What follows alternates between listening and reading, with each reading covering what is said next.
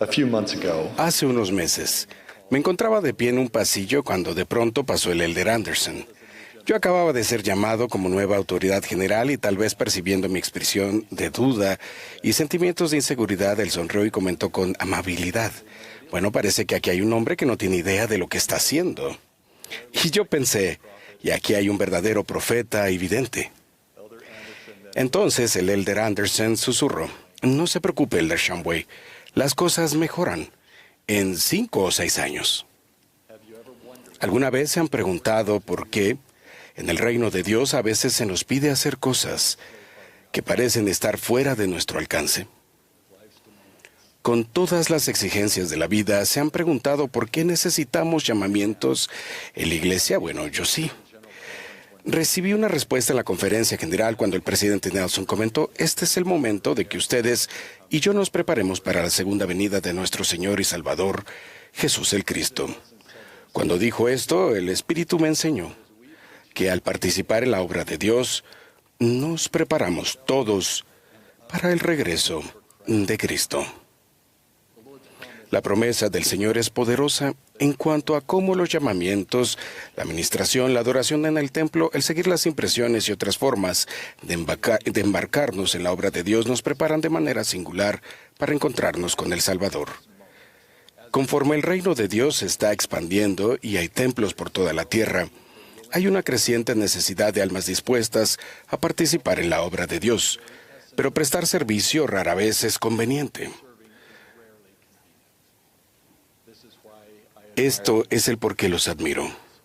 Ustedes son discípulos que guardan sus convenios y que dejan de lado sus deseos y desafíos para servir abnegadamente a Dios al servir hacia sus hijos. Dios se deleita en honrar a ustedes que le sirven en rectitud. Él promete: grande será su galardón y eterna será su gloria. Al decir sí a servir, estamos afirmando un sí a tener una vida plena en Jesucristo. Y cuando decimos sí a Él, es como tenemos esta vida plena. Aprendí esto mientras trabajaba y estudiaba ingeniería química en la universidad. Se me pidió que fuera el planificador de actividades en un barrio de solteros. Y fue algo muy complicado para mí. Ese llamamiento era el que más le temía, sin embargo lo acepté y al principio resultó monótono, pero un día, durante una actividad, una hermosa chica quedó cautivada por la manera en que tal vez servía los helados yo. Ella regresó 3 veces con la esperanza de llamar mi atención. Nos enamoramos y 2 semanas después fue ella quien me propuso matrimonio. Bueno, tal vez no fue tan rápido, y en realidad fui yo quien le propuso matrimonio. Pero me estremece el siquiera pensar que podría haber perdido la oportunidad de conocer a Heidi si hubiera dicho no a ese llamamiento. No nos embarcamos en la obra de Dios porque Dios nos necesite, sino porque necesitamos a Dios y sus bendiciones. Él promete: porque he aquí bendeciré con poderosa bendición a todos los que obraren en mi viña. Permítanme compartir 3 principios que enseñan que nuestra participación en la obra de Dios nos bendice y ayuda a prepararnos para encontrarnos con Él. Primero, al participar, progresamos hacia la medida de nuestra creación. Aprendemos este modelo en el relato de la creación. Después de que cada día de trabajo, Dios reconoció el avance y progreso realizado al decir que era bueno. No afirmó que la obra estuviera terminada ni que fuera perfecta, pero sí destacó que en cada día había progreso y a los ojos de Dios eso es bueno. Los llamamientos no determinan ni ratifican el valor ni la dignidad de una persona. Más bien, al servir y colaborar con Dios de la manera en la que Él nos pide, crecemos hacia el propósito y la medida de nuestra propia creación. Dios se regocija en nuestro progreso y nosotros también. Deberíamos hacerlo incluso cuando aún nos quede trabajo por hacer. Podríamos carecer a veces de la fortaleza o los recursos para servir y cumplir con un llamamiento. Sin embargo, podemos participar aún en la obra y fortalecer nuestro testimonio de maneras significativas, como orando y estudiando las Escrituras. Nuestro amoroso Padre Celestial no nos condena cuando deseamos servir. Segundo, El prestar servicio eleva nuestros hogares y nuestras iglesias, convirtiéndolos así en lugares santos donde podemos vivir y poner en práctica los convenios. Por ejemplo, nuestro convenio de recordar siempre a Cristo se realiza de manera individual, pero ese convenio cobra vida al servir a los demás. Los llamamientos nos brindan oportunidades para llevar las cargas unos de otros, cumpliendo así la ley de Cristo. Cuando servimos por amor a Dios y con el deseo de vivir nuestros convenios, el servicio que inicialmente parecía obligatorio y agotador se convierte en una experiencia dichosa y transformadora. Las ordenanzas no nos salvan simplemente porque estemos cumpliendo con una lista celestial de cosas por hacer. Más bien, cuando vivimos los convenios asociados con estas ordenanzas, nos transformamos en el tipo de persona que desea estar en la presencia de Dios. Esta comprensión vence nuestra vacilación para servir y nuestra tendencia a evitar el servicio. Nuestra preparación para encontrarnos con Cristo se impulsa cuando dejamos de preguntarnos qué nos permitirá hacer y comenzamos a preguntar qué es lo que Dios prefiere que hagamos. Tercero, participar en la obra de Dios nos ayuda a recibir el don de la gracia de Dios. No recibimos compensación económica por prestar servicio. En cambio, las Escrituras enseñan que por nuestra obra hemos de recibir la gracia de Dios a fin de fortalecernos en el Espíritu, teniendo el conocimiento de Dios para enseñar con poder y autoridad de Dios. Ese es un intercambio verdaderamente valioso.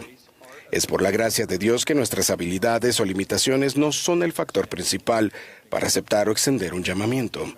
Dios no pide un desempeño perfecto ni un talento excepcional para participar en su obra. De ser así, la reina Esther no habría salvado a su nación, Pedro no habría dirigido la iglesia primitiva y José Smith no sería el profeta de la restauración. Cuando actuamos con fe para hacer algo que está más allá de nuestras capacidades, nuestra debilidad queda expuesta. Esto nunca es cómodo, pero es necesario que sepamos que es por su gracia, la de Dios, que tenemos poder para hacer estas cosas. Al participar en la obra de Dios caeremos muchas veces, pero al esforzarnos Jesucristo nos toma y gradualmente nos eleva, permitiéndonos experimentar la salvación por sobre nuestros fracasos, temores y la sensación de que nunca estaremos a la altura. Cuando consagramos nuestro mejor esfuerzo, aunque sea insuficiente, Dios lo magnifica. Cuando nos sacrificamos por Cristo, Él nos santifica. Ese es el poder transformador de la gracia de Dios.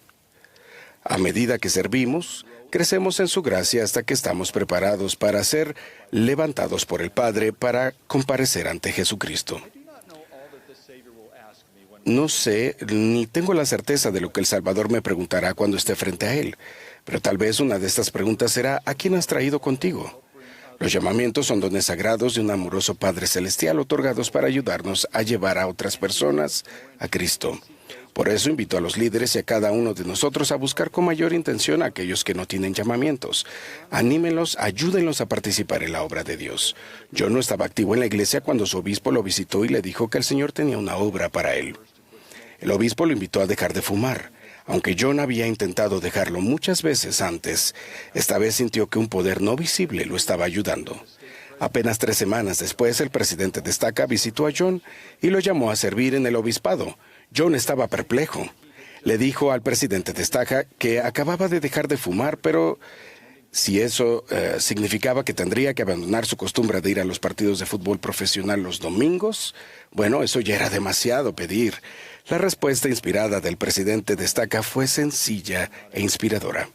John, no te lo pido yo. Es el Señor quien te lo está pidiendo. A lo que John respondió: bien, en ese caso serviré. John me dijo que estos sacrificios para servir fueron los momentos espirituales decisivos para él y su familia. Me pregunto si a veces tenemos un punto ciego y nos extendemos o no extendemos llamamientos a personas que desde nuestra perspectiva terrenal parecen ser los candidatos menos probables o que consideramos indignos. O tal vez estamos más enfocados en una cultura de desempeño en que la doctrina del progreso y no logramos ver cómo el Salvador aumenta la capacidad de los menos indicados o inexpertos al ofrecerles oportunidades de servir. El Elder Bednar enseña la importancia del mandato de las Escrituras, que aprenda todo hombre y mujer su deber así como a obrar. Lo hacemos cuando los líderes y los padres permiten que los demás aprendan y actúen por sí mismos, ellos florecen y prosperan.